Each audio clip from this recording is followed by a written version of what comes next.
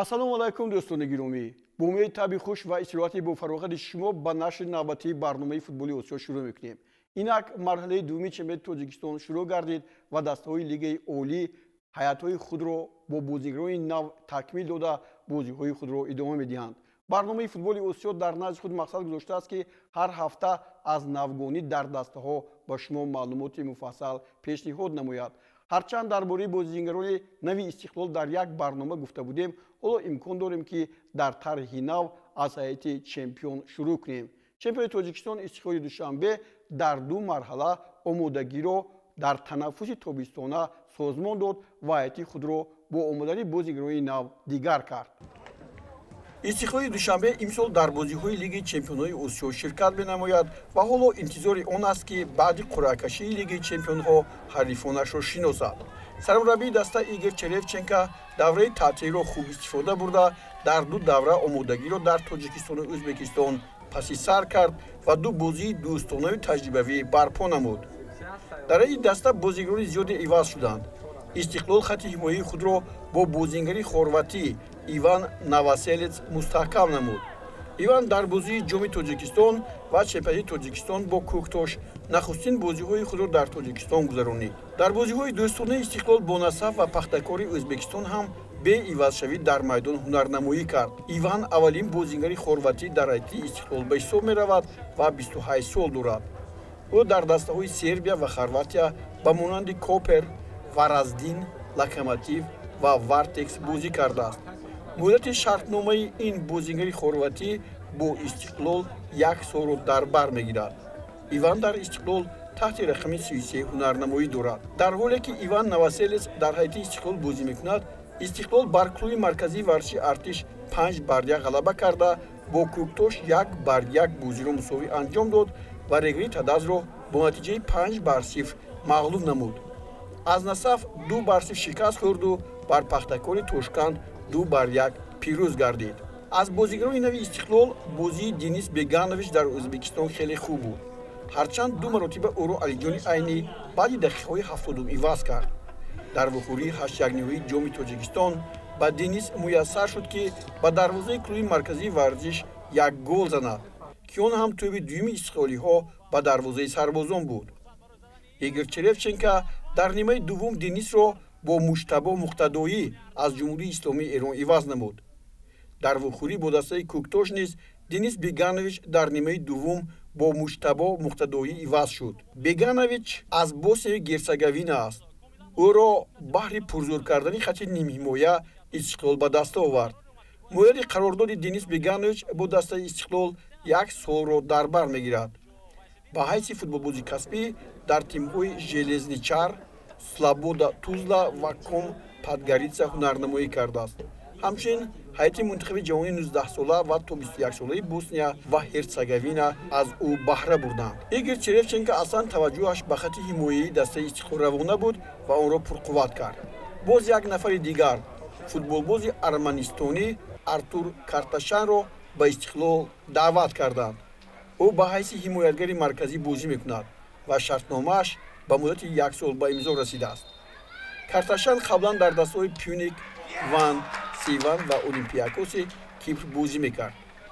дар бозии дӯстона бо дастаи Пахтакор задани зарбаи пеналтиро ба ӯ бовар карданд ва Карташан аввалин голи худро дар ҳайати Истиқлол ба самар расонид. дар ду бозии дӯстона 90 дақиқа дар майдон ҳунарнамоӣ кард, аммо баъди ба Тоҷикистон омадан бо клуби марказии варзиши Артиш 68 дақиқа, бо Кӯктош 46 дақиқа дар майдон буд. шояд Игор Черевченко барои пурқувват кардани хатти ҳуҷум ӯро бо Сенин Себай иваз мекунад. Карташан дар ҳайати дастаҳои наврасони ҷавони Арманистон дар бозиҳои интихобии чемпионати Аврупо иштирок кардааст. ӯ пироҳани тими миллии Арманистонро бори аввал дар бозии Лигаи Миллатҳои Аврупо солҳои 2018-19 бо мунтахаби Гибралтар 16 ноябри соли 2018 ба бар карда ба майдон баромад. 90 дақиқа дар бозӣ иштирок намуд ва голеро ҳам ба самар расонид. дар ҳайати Истиқлол Артур Карташан бо рақами 4 ҳунарнамоӣ мекунад. ба чашм мерасад ки Сенин Себай ҳамлагари марказӣ аз Кот-д'Ивуар, яъне соҳили Оч, ҳунарнамоияш олӣ аст. дар давраи омодагӣ дар Ӯзбекистон ба дарвозаи дастаи Пахтакор баъди ба майдон омаданаш дар дақиқаи 60-ум дар дақиқаи 78-ум голи пирӯзиоварро ба нишон расонид. Дар бозии даври 15-уми лигаи олии чемпионати Тоҷикистон дар нимаи дуввуми бозӣ бо дастаи Кӯктош боз ба майдон омад ва дар дақиқаи 48-ум бо голи задааш ҳисобро баробар намуд. аз ин бармеояд ки Игор Черевченко Себайро ҳамеша аз курсии эҳтиётӣ ба майдон меорад. дар бозии 8-1-ниҳоии ҷоми Тоҷикистон ҳам Сенин Артур Каштанянро иваз карда буд. ҳамлагари 29-сола дар ҳайати Истиқлол бо шартномаи яксола ҳунарнамоӣ хоҳад кард. ӯ се мавсими охир дар чемпионати Русия ва Қазоқистон ҳунарнамоӣ мекард. Сенин Себай дар ҳайати Истиқлол бо рақами 12 дар майдон аст. дар дастаҳои Саксан Молдовия, Астра Румыния, Слуцк Беларусия, Балтика Химки Ахмад ҳама аз Русия, Тобол Қазоқистон ва Ирони Исроил бозӣ кардааст. шоми дирӯз дар вухӯрӣ бо дастаи Регри Садас Себай голи сеюми худро дар ҳайати Истиқлолиҳо ба самар расонид.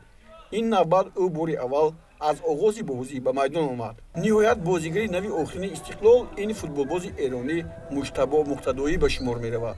дар бозӣ бо Насаф Ромиш Насруллозодаро дар дақиқаи 77-ум иваз карда бо бозии хубаш ба ҳайати асосӣ гузашт ва дар муқобили Пахтакори Тошканд аз оғоз вориди майдон шуд. то дақиқаи 45-ум бозӣ карду ӯро Шаҳром Сулаймонов иваз намуд. дар вухӯрӣ барои ҷоми Тоҷикистон бошад Бегановичро баъди танаффус иваз кард ва ин ҳолат дар вухӯрӣ бо дастаи Кӯктош ҳам ба чашм расид. дар бозии даври 16-уми лигаи олии Тоҷикистон дар муқобили дастаи Регри Садас дар нимаи дуввум Иван Новоселецро иваз намуд. бори аввал Иван 90 дақиқа дар майдон бозӣ накард. Муҷтабои 27-сола дар ватани худ дар дастаҳои нафт мисли Сулаймон, Зубоҳан, Саноати нафт ва мисли Кирмон фаъолият намудааст. дар ҳайати Истиқлол Муҷтабо Муқтадоӣ таҳти рақами 22 баромад мекунад. баргаштани ҳимоятгар Аҳтам Назаров ба ҳайати Истиқлол нав нест. ӯ соли гузашта дар ҳайати тими Андиҷони Ӯзбекистон ҳунарнамоӣ кард. чун дар бораи дастаи Истиқлоли душанбе ҳарф задем, дирӯз истиқлолиҳо дар идомаи бозиҳои лиги олии чемпионати мамлакат бо дастаи Регри Садас қуввоз буданд. нимаи аввал ҳарчанд бо бартари Истиқлол гузашт, аммо онҳо тавонистанд ҳамагӣ як гол заданд, аммо дар дақиқаи 79-ум онҳое ки ба майдон омаданд аз ин ҷо сар карда бозӣ тағйир ёфт ва голборон шурӯъ гардид. лаҳзаҳои ин бозиро мебинем.